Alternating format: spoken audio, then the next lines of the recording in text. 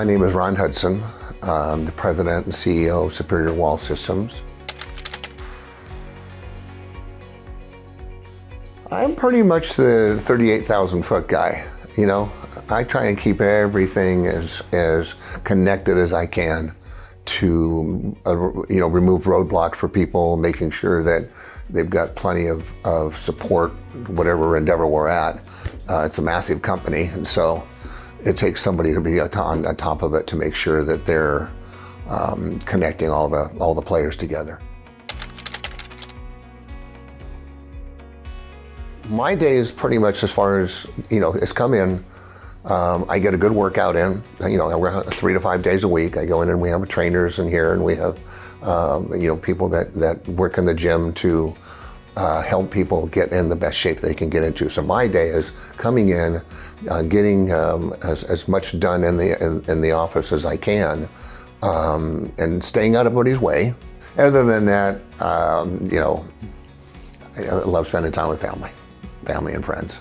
Got a beautiful yacht that we absolutely love taking out and having a blast on that. So we have some fun times. I started out at the ripe old age of 18, working for my father-in-law as an apprentice and as his future son-in-law.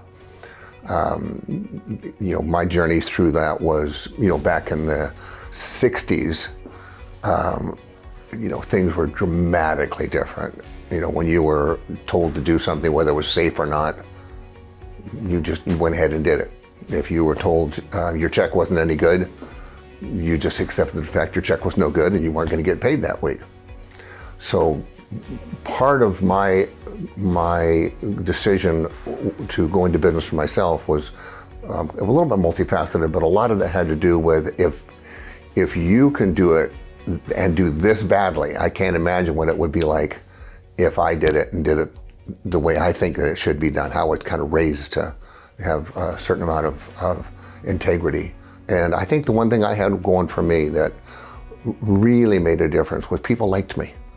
And if they liked you, they would give you a chance. They wouldn't fall on their sword for you, but they would at least open a small crack in the door and give me a chance. And I started out, my biggest job was $3,800, and I didn't know how to estimate. So I went home and spent till midnight trying to figure out how do I put this bid together. So I just went to the drawer and took all of my bills out of the drawer, and it came to $3,800. And I called the guy the next day and said, my bid's $3,800. And he said, the job's yours. That was my first job. And it was a very funny story because I had no idea what I was doing. But this guy was this gentleman from House of Fabrics really liked me.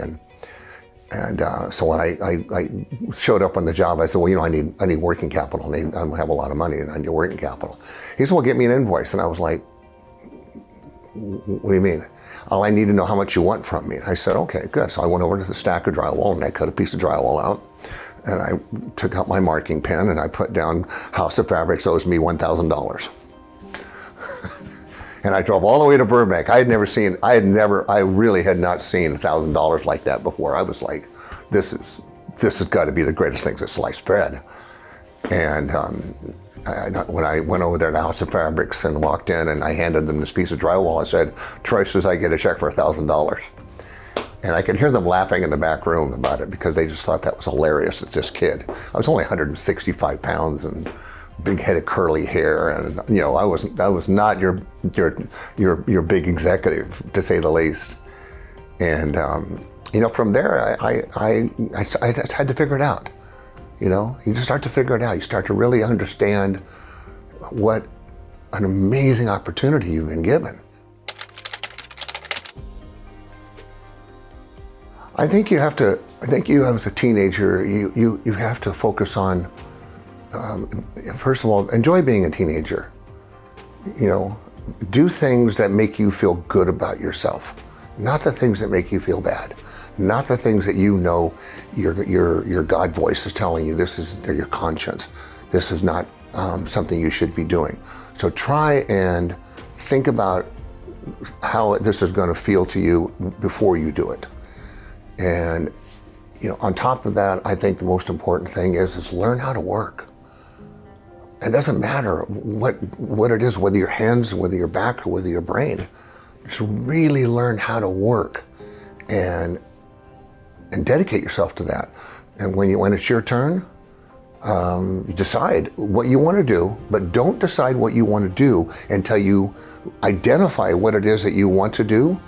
And then the person that may be exactly where you want to be, go to them and ask them, do you like your job? Do you make enough money? Do you feel self-worth and self-actualization? Because why go get this huge education, spend all the years, and then go, God, I don't want to be a doctor. I don't want to be an attorney. I don't want to be this or be that, when you've already taken all those years and now they're gone.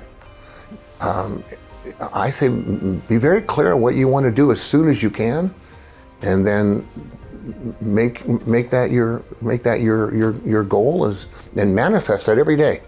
What is it that I want? And help others. If you help others, it's really amazing the energy of positive energy versus negative energy. That positive energy, even as a young person, resonates with people, and they're friendlier. They'll listen to you more. They'll have their opinion, and it could be one that really helps you get where you want to go. So just be a good person. Really, just be a good person. And if you do that, that positive energy will get you where you want to go. If you've got negative energy and you're doing negative things, stop and think, what's the end result of this going to be?